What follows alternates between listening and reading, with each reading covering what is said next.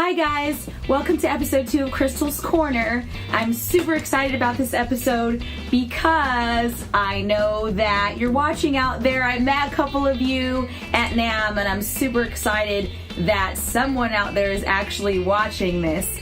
So on today's episode, I'm going to cover something that I read today, how to quickly become a professional musician from an amateur one for all of you musicians out there who might not be exactly where you'd like to be in your career. I'm just going to give you some tips of some things you can literally do overnight that will bolster your paycheck, hopefully.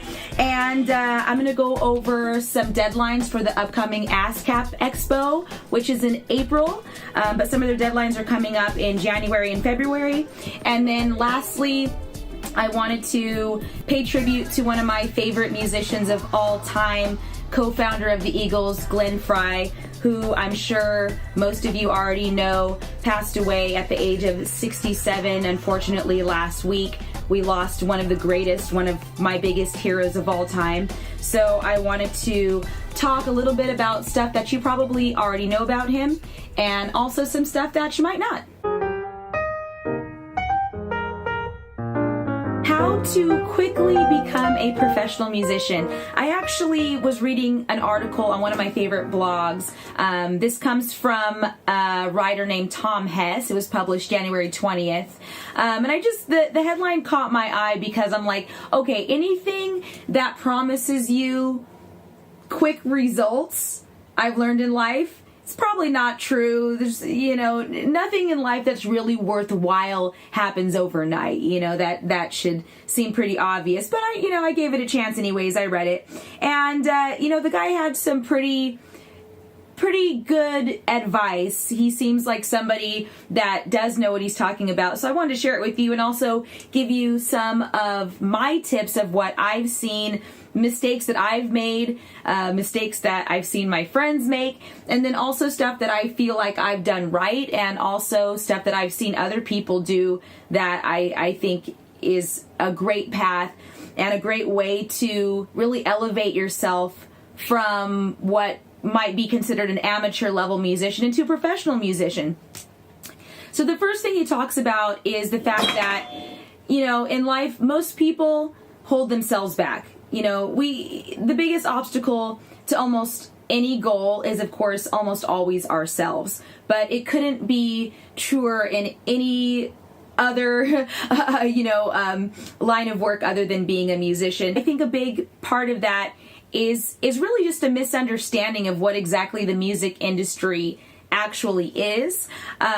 Like he says that, most professional musicians are people that you don't know, or maybe you do know them, but what he means is that when you say professional musician, when you want to go from an amateur to a professional, that doesn't mean that you're going to be playing in a nightclub one day and then you're going to be a rock star the next day. He's talking about someone that actually pays their rent with music in one way or another, whether that's being in a cover band, being a teacher, being a music supervisor, songwriter, an audio engineer, an assistant audio engineer. There's so many jobs that are actually available in the music industry, but it might not be that, that big prize that people want to go after. So in that sense, I feel like, a big part of why people hold themselves back may be just because you don't really maybe know about the different niche jobs that really are out there. But he starts out by just saying that musicians often complain that they don't have enough opportunities, and that, if you were only given a chance that you would actually take advantage of it. And, in reality, musicians, I think we're all given enough opportunities to prove ourselves and enough opportunities to make money. And one of the biggest things that I've seen is musicians turning down jobs and turning down gigs because of one of two things. One, it doesn't look like your vision of what success might mean, which might be an ego thing, I'm not really sure. And then another thing is just fear. I've seen people that I would say, I would hear of an audition that I would feel like they would be great for. Like, let's say, like just a random example, like maybe Universal Studios Japan wants to hire somebody, and I have a friend that would be perfect for that gig. And I say to her, hey, Barry Squire over here from MI is having these auditions for, Universal Studios Japan, and you'll get a full salary and you'll be able to travel to Japan and it'll be great. And, the first thing out of the girl's mouth a lot of times is, oh, I don't know if I can do it, or I don't know if I'm going to be good enough, or whatever excuse it might be. And I feel like, she probably wants to be a professional musician, but is turning down an opportunity out of fear, or turning it down because, being in a show band at a theme park might not be her idea of success, but one thing that I've definitely seen, not only in the music industry, but just in life, is that one success almost always leads to another one. If you're successful on, it's like steps. You can't just go from amateur musician to professional like this, or amateur musician to even rock star, or amateur musician to, making $1 million a year. Like, it doesn't just jump, you got to do little increments, and those little increments and those stepping stones that you might be passing up for one reason or another. The cover band doesn't, or you don't want to play Don't Stop Believing anymore, or whatever the case might be. You got to look at it as stepping stones. When you're playing those kind of gigs, cover bands and stuff like that, not only are you getting paid most of the time, or, if you're smart, you're getting paid to be in a cover band, but you're also getting better, and you're meeting people that can help you get other gigs. And, it goes from one thing to another. So don't hold yourself back.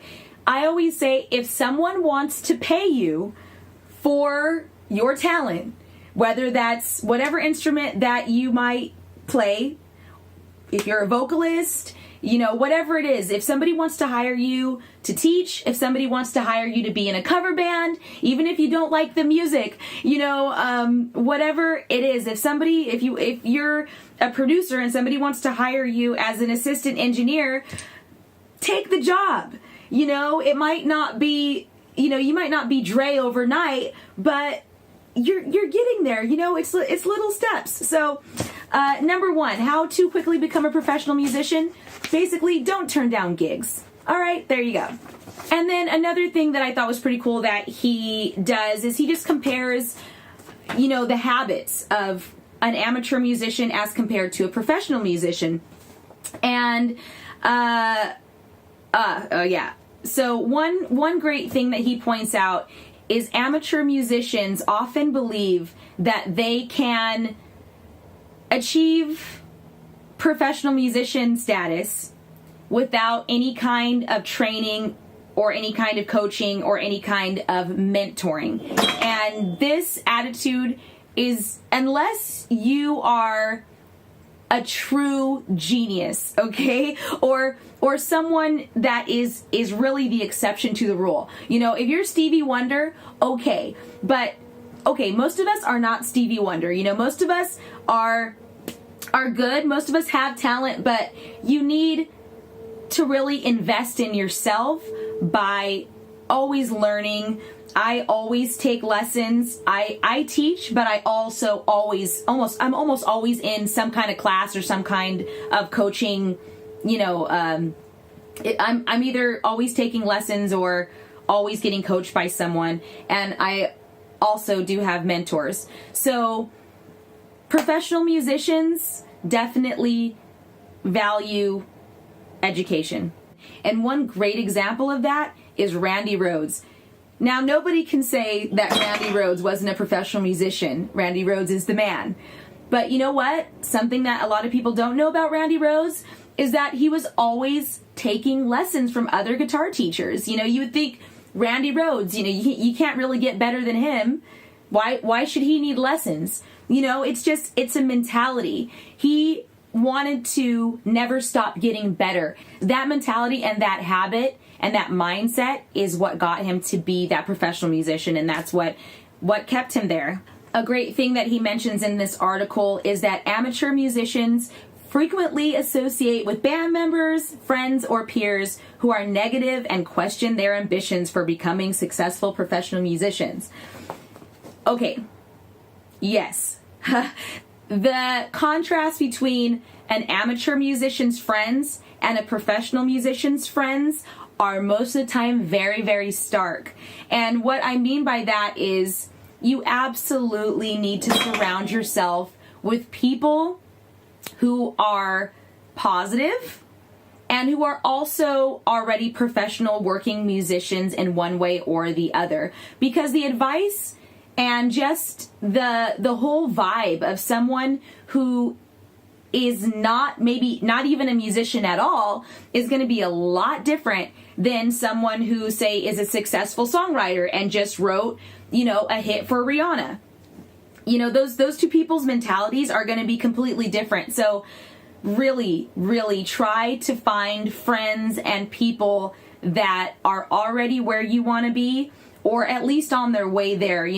I'll say that I'm telling you, these days I'm really noticing how people's energies really affect me. And I never really noticed that until, I swear, probably just over the last few months, that the things that people say to me and the way that they act, and it affects me. And sometimes it affects me very deeply.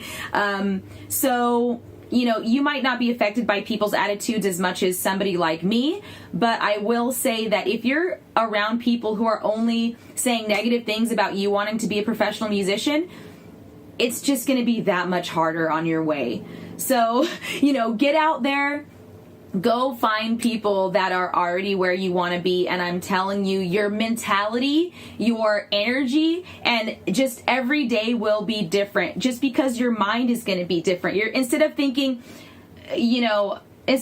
things like, oh, I would love to, write songs for successful pop artists, but I don't think I can, or how would I do that, or that's stupid, or I'm not good enough. Whatever negative things that you're thinking, when you start surrounding yourself with people who are already at that level or definitely on their way up, your mentality changes from into how can I? What can I do today that will get me there? You start strategizing and you start planning how to actually get there instead of bemoaning and, doing the woe is me thing.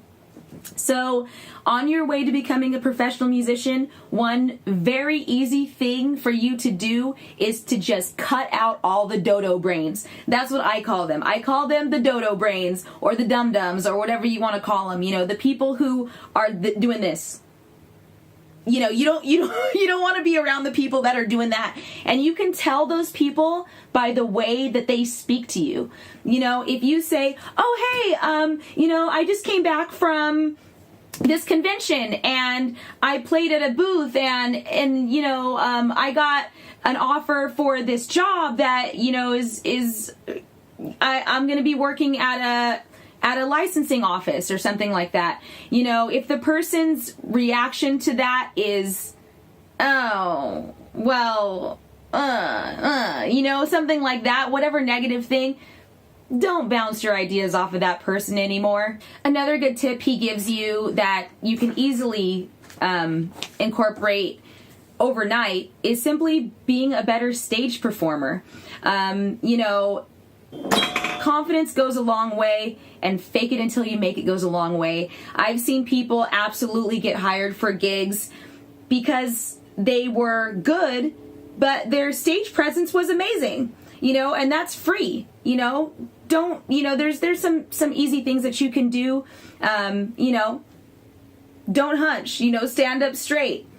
Don't always look down, just a little bit of confidence or the appearance of confidence really goes a long way. Don't just stand in one spot like a tree, move around, groove to the beat a little bit. It looks better, and that's something that you can do like that.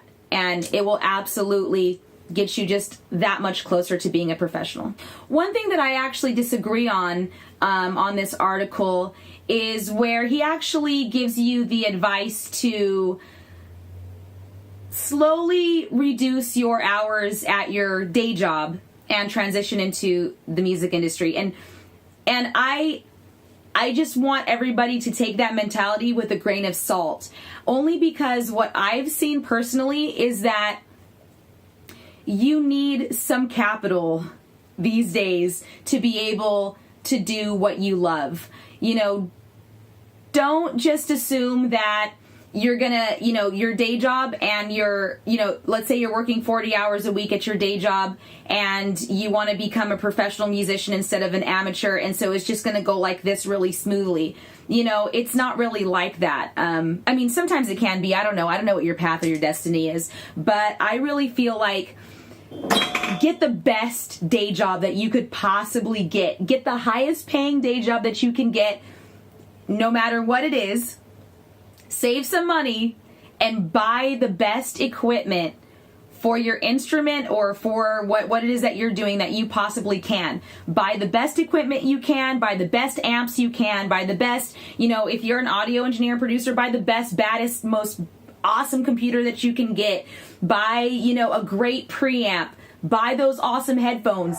Buy those awesome mics. If you're a bass player, buy the most badass bass that you can afford. If you're a vocalist, take expensive vocal lessons, you know, and you're going to do all that stuff with a great day job. So he gives you the advice to slowly reduce your hours and transition.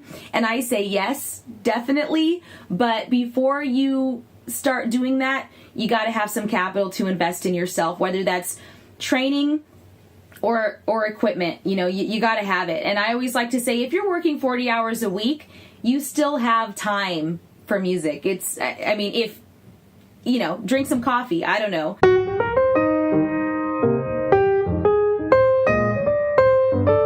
All right, guys, so I wanted to talk about the 2016 ASCAP Expo, which is being held at the Lowe's Hotel in Hollywood, and I'll be there. I go every year. It's actually one of my favorite events. I just started going a couple years ago, and it's kind of like, for all of you out there who go to NAMM and might feel like it's just way too big and way too overwhelming, and it's, you know, it's just a lot. You know, there's around 20,000 people that attend NAMM every year, and that can be overwhelming.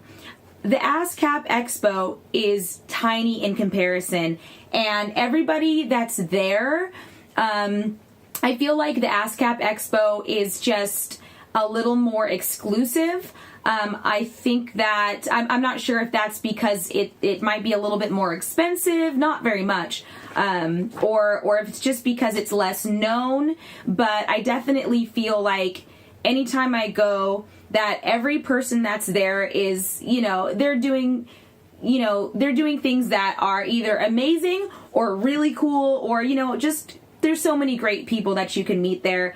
For example, a couple years ago, I was actually in the lobby of the Lowe's Hotel, and I was talking to this guy. You know, he's like, "Oh, hey, I like your Hendrix tattoo," and I'm like, "Oh, thanks." You know, I'm like, "What do you do?" He's like, "Oh, I'm a keyboard player," and I'm talking to him, and we're chatting it up all about classic rock and about Hendrix and about Clapton and all this stuff, right? And I'm like, "Man, this guy really knows his stuff." You know, he's like, "Oh, you know, you have a lot of knowledge about classic rock." I'm like, "Yeah, that's my thing." And then in my head, I was like, you know what? I actually need a keyboard player for this one gig because my guy, like, you know, and I was like, "Hey, you know, I need a keyboard player for this gig in a couple months. Could I get your card?" And he's like, "Oh yeah, sure." You know, he hands me his card, and it's Keith Emerson from Emerson, Lake and Palmer, you know. So I thought it was funny. So of course, you know, I couldn't pay him his requirement for that gig, but you know, that's just the kind of stuff that happens at the ASCAP Expo that I feel like might not really necessarily happen at NAMM with just such a deluge of people there. The expo is also great because you're busy from the morning until the night. They have a schedule, and you know, there's stuff like there's round tables, there's technology demonstrations, there are seminars, workshops, one-on-one panels. A couple years ago when I went, I brought along a couple of songs, and I actually had a couple of really huge industry songwriters give me critiques on them, and I absolutely loved what they had to say, and they were just amazing and helped me so much just from, the few, little minutes, 20 or 30 minutes that they spent with me.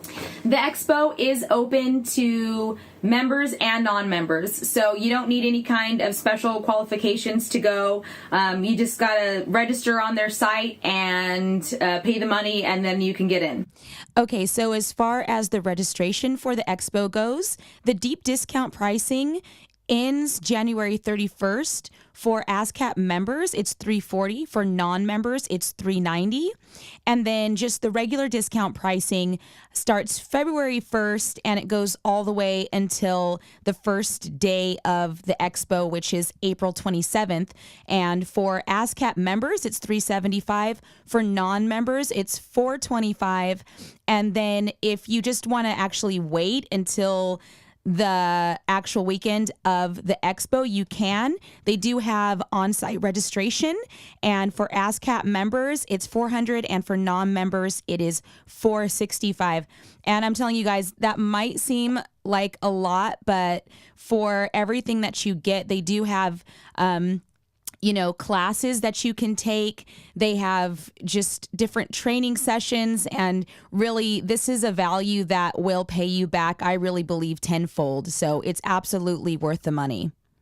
The panelists for this year include Pat Benatar and Neil Giraldo, who have been writing hits together for more than 35 years. Gospel superstars Warren Campbell and Erica Campbell. Mike Posner, Pooh Bear, who, if you don't know, wrote What Do You Mean by Justin Bieber. There's going to be Brett James, Desmond Child, who I love, Dave Bassett, and Chris DeStefano. So that should be a really, really great time, and I hope to see you there. So for the next segment, I did want to talk about Glenn Frey. Of course, he did pass away this last week on January 18th from complications from rheumatoid arthritis, acute ulcerative colitis, and pneumonia while he was recovering from intestinal surgery in New York City. According to Bob Seger, he actually was a lot more ill than most people had known. He had been going in and out of a coma for the last couple months ever since his surgery. He actually had a long history of stomach problems that he himself attributed to, what he said was abusing drugs and alcohol all through the 70s. So, that's what he said he thought that it was from. If that's really what it was from or not, of course, we don't know, but that's what he said as far as his stomach problems that he did have chronically over the course of most of his life. So just a recap of some of Glenn's accomplishments in case you're a little bit unfamiliar with them. Of course, Glenn was the original founding member of the Eagles after him and Don Henley were actually asked to be Linda Ronstadt's backing band back in 1970, and it was actually for a single one-off gig, but then she actually asked them to be on her 1971 summer tour. After that tour, Glenn and Don got together and they formed the Eagles. As a member of the Eagles, Glenn won 6 Grammy Awards, 5 American Music Awards, and the Eagles were inducted into the Rock and Roll Hall of Fame in 1998, the very first year they were nominated. And as a solo artist, he was actually the most successful solo artist of the Eagles because he had 2 number 2 hits. He also released 24 songs that got in the Billboard Top 40. And of course, what he would be most known for is singing the lead vocals on songs like Take It Easy and Tequila Sunrise, amongst many other amazing Eagles songs. So a couple of interesting fun facts that you might not know about Glenn Frey is that he was actually born in Detroit, Michigan. He started playing piano when he was 5 years old, and his very first professional recording experience was actually playing guitar and singing background vocals for Bob Seger's Ramblin' Gamblin' Man in 1968. No. Glenn was left-handed, but played guitar right-handed. His favorite Eagles album was One of These Nights, which I don't blame him because, yeah, that album is amazing. According to Cameron Crowe, the character Russell Hammond from one of my favorite movies, Almost Famous, was largely based on Glenn. That's pretty cool, which I did not know. I don't think I would have probably guessed that. And then here's some funny facts that some of his nicknames over the years included Roach, because apparently he was always bumming joints from everybody.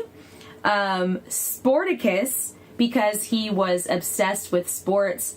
And my favorite, the Lone Arranger, referring to the fact that he was well known for liking to arrange Eagles songs by himself, working late nights into the studio alone and not wanting anybody to interrupt him or try to help him or anything like that. And apparently Frey liked to play golf almost as much as he liked to play guitar. According to many sources, I guess he was really good and was a regular at golf fundraisers and also the 2 pro-ams that are the mainstay of the West Coast swing. So that's pretty interesting. And also, he was left-handed, played guitar right-handed, but apparently was a lefty on the course. Glenn also had a few notable forays into film and television.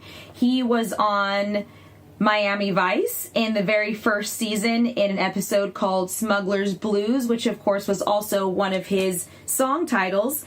He was a regular guest star on Nash Bridges in the 1990s. He played a policeman, apparently, whose teenage daughter had run amok and gone on a crime spree with her sociopathic boyfriend.